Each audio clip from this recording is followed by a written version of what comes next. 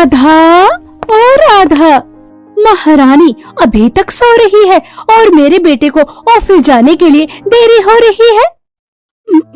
माफ करना चाची जी, वो सोते सोते सुबह के 4 बज चुके थे, इसीलिए आंख नहीं खुली। मैं कल से जल्दी उठ जाऊंगी, मुझे बस 2 मिनट दीजिए, मैं अभी नाश्ता बना देती हूँ। राधा तुरंत रसोई में जाती है और वो पोहा निकालती है और झटपट मसाले वाला पोहा बनाकर तैयार करती है और साथ में अदरक वाली कड़क चाय, पोहा और चाय लेकर वो अमित के पास जाती है। यह क्या है? पोहा और चाय।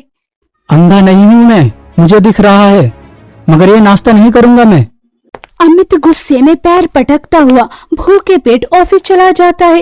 यह देखकर अनीता का गुस्सा 7वें आसमान पर चढ़ जाता है और वो राधा का हाथ मोड़कर कहती है, तेरी वजह से मेरा बच्चा भूखे पेट ऑफिस गया। अगर तू जल्दी उठकर उसकी पसंद का नाश्ता बना देती तो मर नहीं जाती। चाची हाथ छोड़िए, दर्द हो रहा है। आज के बाद देरी नहीं होगी, मैं ख्याल रखूंगी। मेरा हाथ छोड़ दीजिए। आज तो मैं तुझे छोड़ रही हूँ। अगर आज के बाद मेरा बेटा भूखे पेट गया और उसका काम तूने समय पर नहीं किया तो इस घर में तेरा कोई ठिकाना नहीं। ढूंढ लेना अपने लिए कोई और ठिकाना, समझ आ रही है? अनीता राधा का हाथ इतनी जोर से मोड़ती है कि वो पूरी तरह से लाल हो चुका था और वो आंखों में आंसू लिए हुए सिसकियों के साथ रसोई में जाती है और आलू के पराठे, मटर पनीर की सब्जी बनाकर तैयार करती है और फिर डाइनिंग टेबल पर नाश्ता लगा देती है। राधा बिटिया, खाना तो बहुत ही ज्यादा स्वादिष्ट बनाया है। ना जाने आपको इसके हाथों का स्वाद इतना अच्छा क्यों ही लगता है, मुझे तो जरा अच्छा नहीं लगता। तभी तुमने 3 आलू के पराठे खा लिए। ओह अच्छा, तो आप यहाँ बैठकर मेरे निवाले गिन रहे हो? खैर छोड़ो, शाम को मेरे बचपन का दोस्त अपने परिवार के साथ आ रहा है।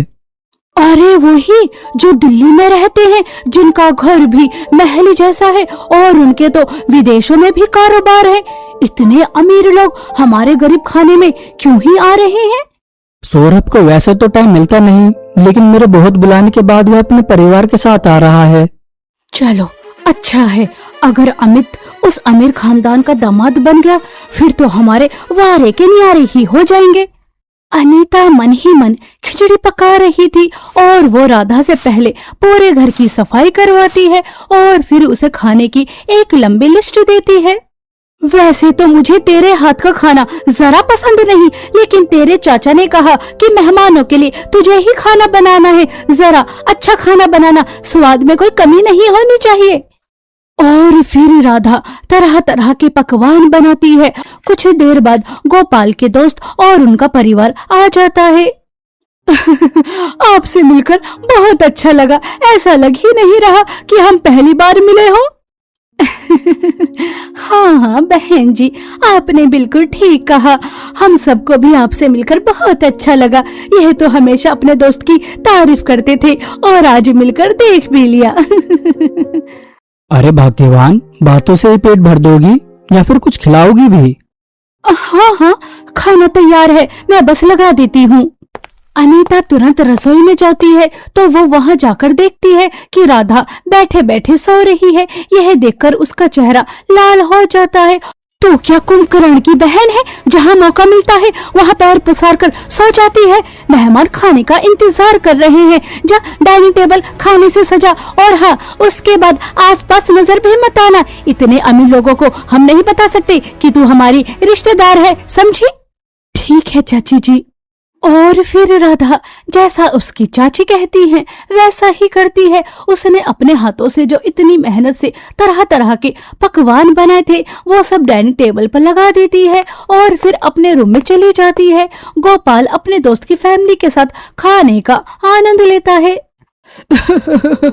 लगता है अब तो हमें बार बार आपके घर आना ही पड़ेगा। खाना इतना ज्यादा स्वादिष्ट है कि पेट भर गया, लेकिन मन अभी भी नहीं भरा। हाँ, मेरी भतीजी खाना बहुत ही ज्यादा स्वादिष्ट बनाती है। मम्मी जी, जब हम आ रहे थे तो एक सुंदर लड़की बाहर जो फूलों को पानी दे रही थी, शायद ये उसी की बात कर रहे हैं।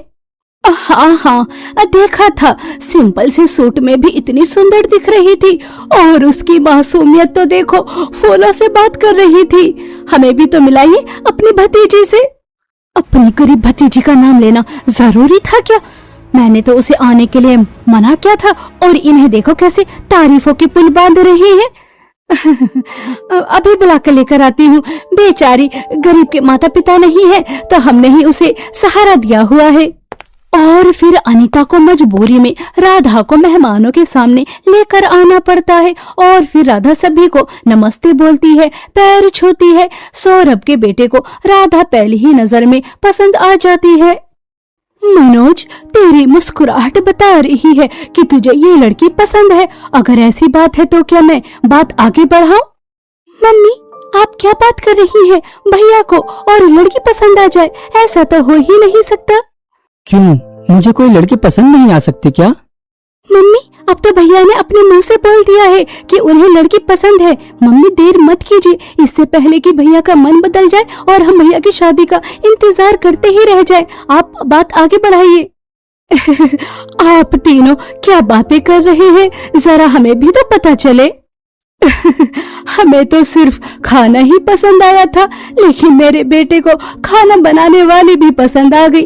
भाई साहब, अगर आपको ऐतराज ना हो तो हम आपकी भतीजी को अपने घर की शोभा बनाना चाहते हैं। मैं कुछ समझा नहीं।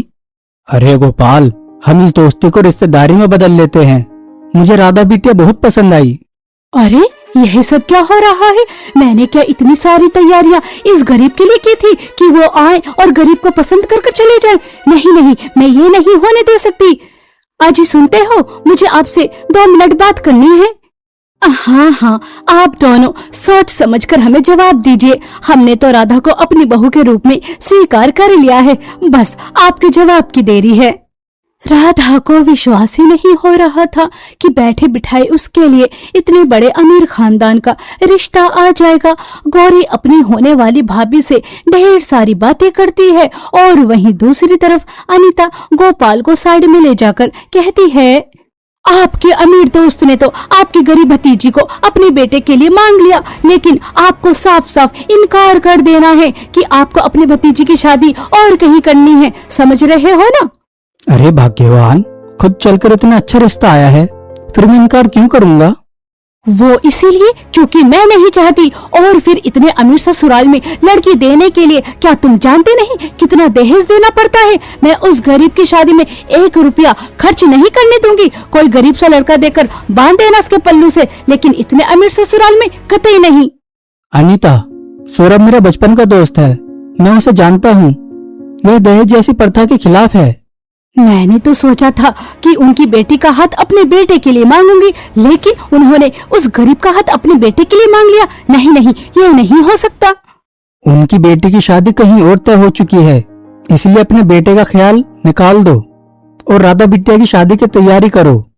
और फिर गोपाल बाहर आकर शादी के लिए हाँ कर देता है और दोनों की दोस्त की दोस्ती रिश्तेदारी में बदल जाती है। कुछ दिन बाद धूमधाम से राधा की शादी मनोज से हो जाती है और फिर राधा अपनी चाची का घर छोड़ अपने अमीर ससुराल आ जाती है। ये मेरा ससुराल है। चाची जी के मुंह से सुना तो बहुत था कि मेरा अमीर ससुराल महलों से कम नहीं, लेकिन आंखों से देखकर आंखों पर विश्वास ही नहीं हो रहा कि मैं इस घर की बहू बनी हूँ। राधा बहू, घबराओ नहीं, तुम सिर्फ इस घर की बहू नहीं, इस घर की बेटी हो। मैं तुम्हें इस घर की बेटी बनाकर लेकर आई हूँ। चलो, अपना दाहिना पैर क्लच में मारो और घर में प्रवेश करो। चाची जी मेरी सास को अच्छी तरह से जानती हैं। उन्होंने कहा था कि वो सिर्फ मीठा बोलती हैं, मीठी छुरी है, लेकिन है बहुत खतरनाक। उन्होंने मुझे इस बड़े घर की बहू सिर्फ इसलिए बनाया कि उन्हें मुफ्त की नौकरानी मिल जाए। भाभी, क्या सोच रही हो? क्लच में पैर मारकर घर के अंदर आई है ना? हाँ राधा, क्या सोच रही हो?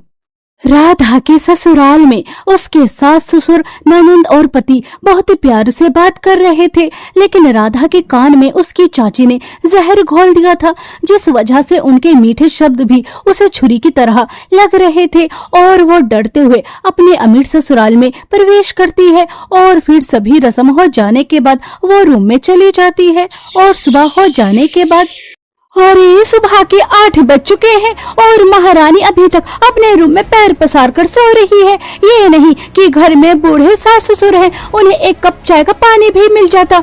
मेरे तो बेटे की किस्मत ही फूट गई। सोचा था गरीब है, उसका भला हो जाएगा, लेकिन यह तो मेरे सर पर आकर नाच रही है। यह क्या, मैं सुबह के 8 बजे तक सोती रही। मेरी सास का पारा तो हाई है, वो मुझे नहीं छोड़ेंगी।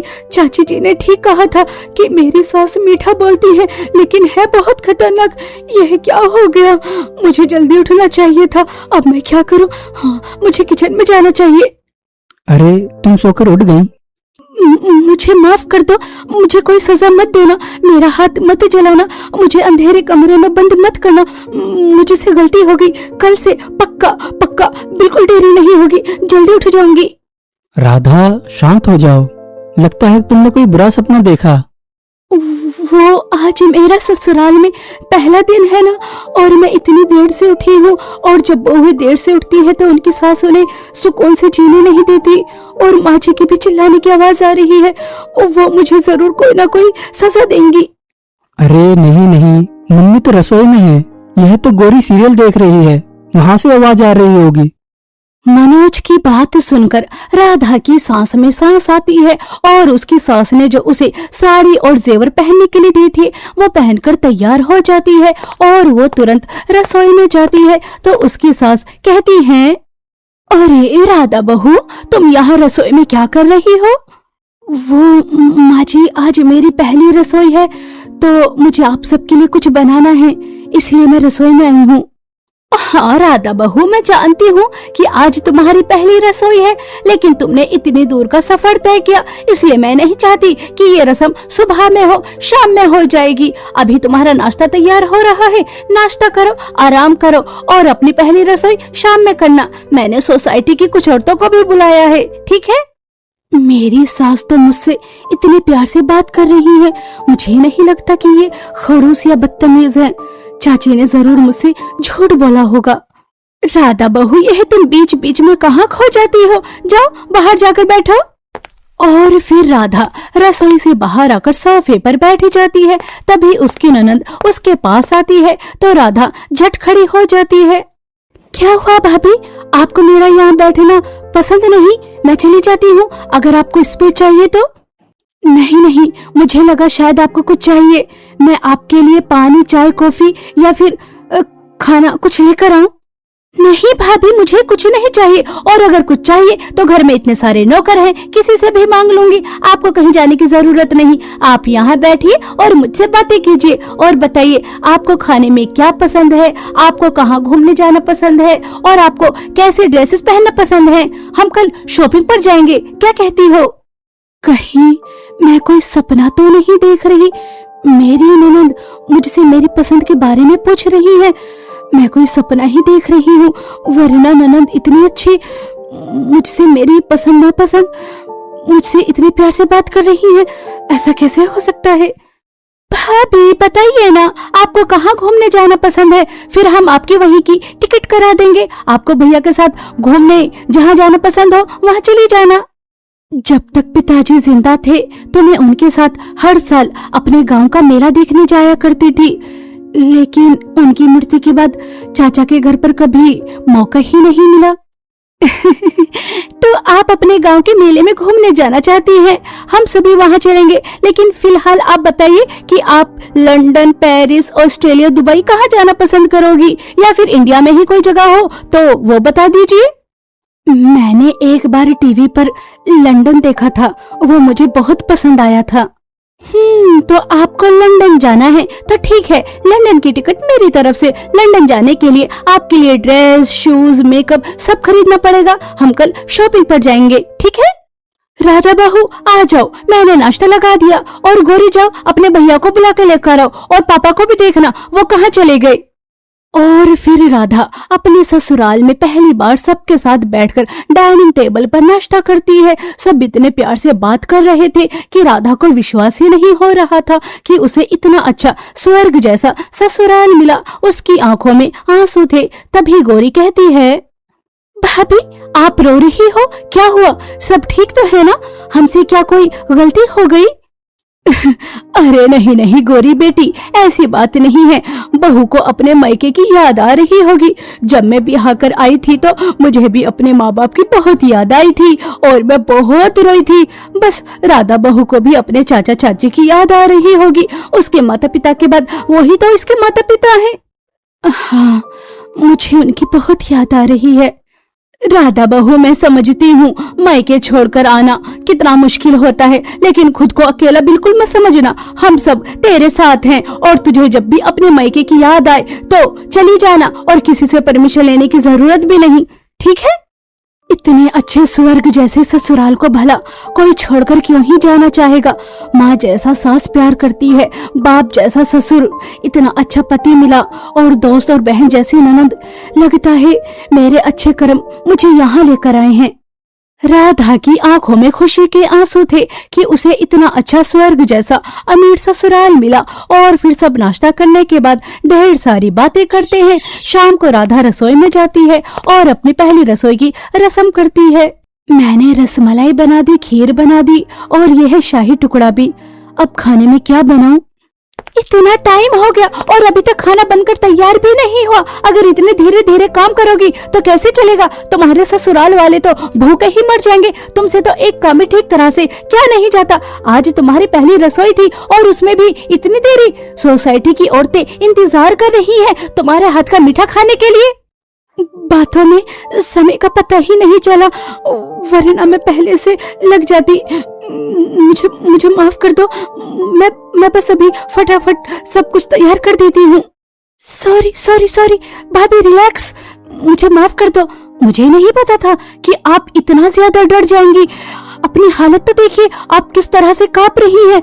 सॉरी, वो मुझे सीरियल देखने की बुरी आदत है और बस उसमें जो बुरी ननद थी उसी का रोल प्ले कर रही थी। सॉरी, मुझे माफ कर दो। मुझे नहीं पता था कि आप इतना डर जाएंगी। आप मजाक कर रही थी। मुझे लगा कि मुझसे सच में कोई गलती हो गई। भाभी, अगर आपसे कोई गलती हो भी जाए फिर भी इतना डरने की जरूरत नहीं।